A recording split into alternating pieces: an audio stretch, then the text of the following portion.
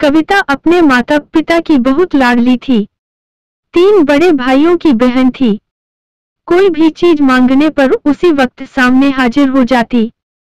पूरे घर में रौब था उसका।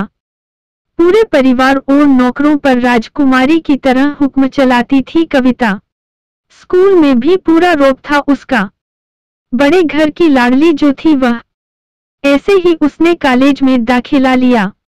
उसके ठाट बाट, बड़ी गाड़ी में आना जाना, हर दिन नया फैशन देखकर हर कोई उससे दोस्ती करना चाहता था। थोड़े ही दिनों में उसके बहुत से दोस्त बन गए। पूरे कॉलेज में उसकी अपनी ही एक पहचान थी। इन दिनों उसके घर एक रिश्ता आया। खानदानी लोग थे और पापा की पुरानी जान पहचान थी उनके साथ। कविता के साथ कोई जबरदस्ती नहीं थी पर कविता ने फिर भी हाँ कर दी क्योंकि वह अपने परिवार से बहुत प्यार करती थी।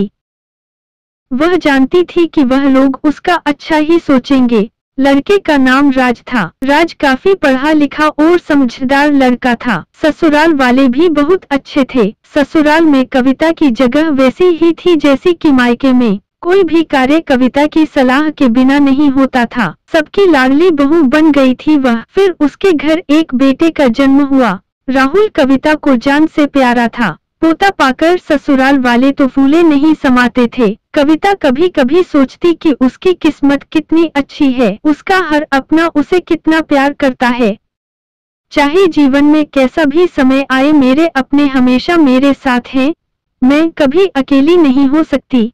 कितनी खुशकिस्मत हूँ मैं। पर शायद कविता की खुशियों को उसकी अपनी ही नजर लग गई थी। एक दिन वह मायके जाने की जिद कर बैठी। राज को बहुत काम था, लेकिन वह फिर भी उसे ले गया। रास्ते में उनकी गाड़ी अन्य गाड़ी से टकरा गई। कविता, राजू और राहुल बहुत बुरी तरह से जख्मी हो गए। काफी दिनों के इलाज के बाद राज और राहुल तो ठीक हो गए लेकिन कविता पूरी तरह ठीक ना हो सकी। सर पर चोट लगने के कारण वह अपनी आंखों की रोशनी खो बैठी। अब कविता की किस्मत जैसे उल्टे पांव चलने लगी। मायके वाले कुछ दिनों तक उसे मिलने आते रहे, फिर कभी कभार फोन ही करके पूछ लेते कि अब कैसी हो। धीरे धीरे ये सिलसिला भी कम हो गया। ससुराल वालों की सहानुभूति भी कम होने लगी। घर में किसी को पास बैठने के लिए कहती तो जवाब मिलता बहुत काम है, अब तुम भी हाथ नहीं बंटा सकती। राज भी चिड़चिड़ा हो गया था। बस राहुल ही था उसके साथ जिसके साथ हंसते खेलते उसका वक्त गुजरता। एक दिन कविता के हाथ से कुछ सामान गिर गया जिसकी वजह से राहुल को हल्की सी चोट लग गई। कविता के सास ससुर ने राहुल को उससे अलग कर दिया कि कहीं उसके न देखने की वजह से बच्चे का कोई नुकसान न हो जाए। कविता अंदर से टूट चुकी थी। एक दिन उसने सबके सामने मायके जाने की इच्छा रखी तो राज उसे तुरंत मायके छोड़ आया, जैसे कि वह भी यही चाहता था। लेकिन राहुल को उसके साथ नहीं भेजा गया। कविता कभी राहुल से दूर नहीं रही थी,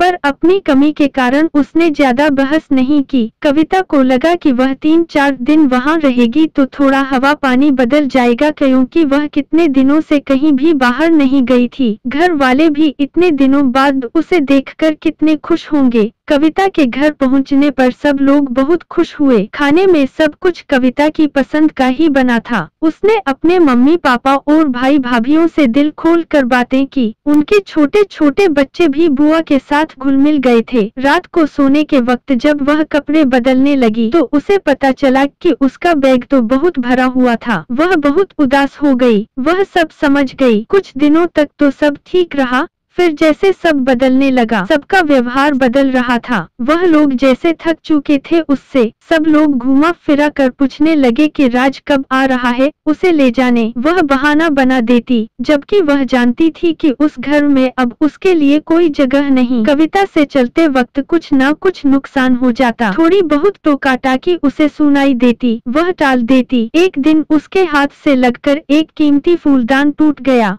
छोटी भाभी ने बहुत हंगामा मचाया। कविता के माता पिता रोज रोज के झमेलों से तंग आ गए थे। उन्होंने राज को खुद से फोन कर दिया। राज कविता को अपने घर ले गया। कविता को अपने परिवार वालों से ये उम्मीद न थी। जिस कविता के कहे बिना घर में एक पत्ता भी नहीं हिलता था, उस घर के लिए वह अब बोझ बन चुकी। राज के साथ ससुराल आते वक्त वह बहुत खुश थी क्योंकि वह अपने घर जा रही थी अपने जिगर के टुकड़े राहुल के पास। परंतु यह खुशी भी कुछ पल की ही थी। सारा बंदोबस्त पहले ही किया हुआ था। कविता को सीधे ऊपर वाले कमरे में पहुंचा दिया गया। राहुल से दूर रहने की सख्त चेतावनी दी गई। एक कामवाली लता को उसकी जिम्मेदारी सौंपी गई जो उसके खाने पहनने जैसी जरूरतों का ध्यान रखती। कविता ज्यादातर चुप ही रहती। कभी कभी कामवाली लता से थोड़ा बतिया लेती। उसके जरिए राहुल का पता चल जाता। सबकी लाडली बेटी और बहू सबके लिए लाडली से बोझ बन चुकी थी।